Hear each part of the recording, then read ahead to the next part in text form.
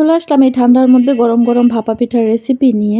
আজকে এখন তো প্রায় ঢাকাতে প্রচুর ঠান্ডা পড়তেছে, তো ভাবলাম এই ঠান্ডার মধ্যে একটু গরম গরম পিঠা খেলে সবারই ভালো লাগবে, কম বেশি মনটা আসলে ভালো হয়ে যায়। তো এই জন্য নিয়ে আসলাম এই শীতের মধ্যে গরম গরম ভাপা পিঠার রেসিপি নিয়ে। তো পিঠা তৈরি করার জন্য আমি একটা বলের মধ্যে পরিমাণ মতো চালের গুঁড়া নিয়ে নিলাম, তার সাথে দিয়ে দিলাম হচ্ছে পরিমাণ মতো লবণ। লবণটাকে নিয়ে আমি চালের গুঁড়াটার সাথে মিক্স করে তারপরে দিয়ে দিলাম হচ্ছে পানিটা অল্প অল্প করে দিতেছি, একবারে বেশি হলে কিন্তু পিঠাও হবে না, আবার কম হলেও কিন্তু পিঠা ভেঙে যাবে। ওই যে পানিটাকে মাখাতে মাখাতে যখন গুঁড়িটা দেখবেন যে মুঠো হয়, তখন বুঝতে পারবেন যে পানির পরিমাণটা ঠিক আছে এবং পিঠার জন্য গুঁড়িটা পারফেক্ট হয়েছে।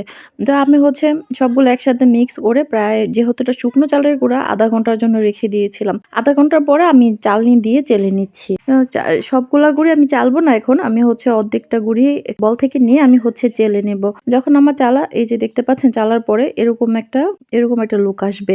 যখন চালা হয়ে গেছে তখন আমি পিঠাটা তৈরি করতে চলে আসলাম। আমি এই পাশে চুলার মধ্যে আমি একটা হাঁড়ি বসিয়ে তার মধ্যে পুরানো ঢাকনা দিয়ে তারপরে আটা দিয়ে আমি চুলার পানিটাকে হচ্ছে বলক দিয়ে নিলাম। হাঁড়ির পানিটাকে বলক করে তারপর হচ্ছে আমি এখন একটা বাটি নিয়ে নিলাম। বাটির মধ্যে আমি দিয়ে দিলাম চালের গুঁড়ো, তার সাথে পরিমাণ মতো চালের গুঁড়ো দিয়ে তার উপরে দিয়ে দিলাম হচ্ছে গুড়, আর দিয়ে দিলাম হচ্ছে এই গুড়টাকে হচ্ছে আমি কুচি কুচি করে কেটে রেখেছি, তাহলে পিঠা বানাতে সুবিধা হয়। তো আমি গুড়টাকে আর নারকেলটাকে দিয়ে তার উপর একটু গুঁড়ি দিয়ে চেপে চেপে তার মধ্যে পাতলা জালিয়ে কাপড় দিয়ে বাটিটাকে ভালো করে পেঁচিয়ে ঢাকনার উপর দিয়ে, ঢাকনার উপর দিয়ে তারপরে হচ্ছে আমি বাটিটা উঠিয়ে নিলাম। দেখতে পাচ্ছেন যে আমার পিঠাটা ভাঙে নেই। তারপরে হচ্ছে আমি ঢাকনাটা দিয়ে প্রায় 2-3 মিনিটের জন্য রেখে দেবো। অত বেশি সময় রাখা লাগবে না, যেহেতু ভাপের পরিমাণ অনেক ভালো আছে।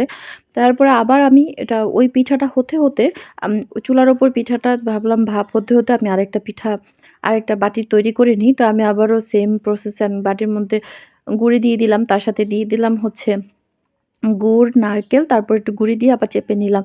আমি একটা ভিডিও দেখেছিলাম যে ভিডিওর ভাপা পিঠা তৈরি করতেছে কিন্তু পিঠা হয় নাই।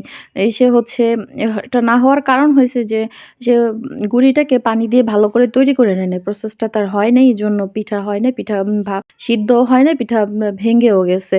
তো আপনি যদি পানি দিয়ে পিঠার গুঁড়িটা যদি একটু ভিজিয়ে না নেন, তাহলে কিন্তু ভাপা পিঠা কখনোই হবে না। ভাপা পিঠা হচ্ছে ভেঙে যাবে। তো আমার ১ম পিঠাটা হয়ে গেছে, তো আমি এটা নামিয়ে নিলাম। তো পরবর্তীতে আরেকটা পিঠা দিয়ে দিলাম। ওটাও হয়ে গেছে, যে এটাও হচ্ছে আমি এখন নামিয়ে নিতেছি। এই যে দেখতে পাচ্ছেন একটু ভাঙ্গেও নাই কিন্তু, হ্যাঁ? এই যে এটা কিন্তু একটু ফেটে গেছে, কিন্তু এটা কিন্তু ভাঙ্গে নাই, ছুটে নাই। তো আমি ওই প্রসেসে আবার আরেকটা পিঠা এভাবে আমি তৈরি করে নিব। তো আপনারা যারা ভাপা পিঠা বানাবেন তারা একটু পানি দিয়ে গুঁড়িটা একটু ভিজিয়ে রাখবেন বা ভিজিয়ে নিবেন। না হলে কিন্তু ভাপা পিঠা হবে না, ভেঙে যাবে। কম হলে কিন্তু গুঁড়ি ভেঙে যাবে। পানিটা যদি গুঁড়ির মধ্যে কম হয় তাহলে কিন্তু পিঠাটা ভেঙে যাবে। পিঠাটা কিন্তু ঝুরঝুরা হয়ে যাবে। পিঠাটা কিন্তু এভাবে সুন্দর হবে না। তো আপনারা অবশ্যই পানির পরিমাণটা সঠিকভাবে দিবেন, তাহলে পিঠা খুবই সুন্দর হবে, দারুণ হবে।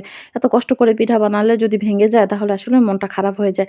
এই যে আমি এইভাবে সবগুলা পিঠা তৈরি করে নিব, যে আমি ১ম ৩ টা বানাইছি, এই ৩ টা আপনাদেরকে দেখানোর জন্য এই যে নিয়ে আসলাম। কিন্তু বাকিগুলো আমি এইভাবে তৈরি করে নেব। তো এই শীতের মধ্যে আপনারা গরম গরম পিঠা তৈরি করে খান। সবার জন্য শুভকামনা। আল্লাহ হাফেজ।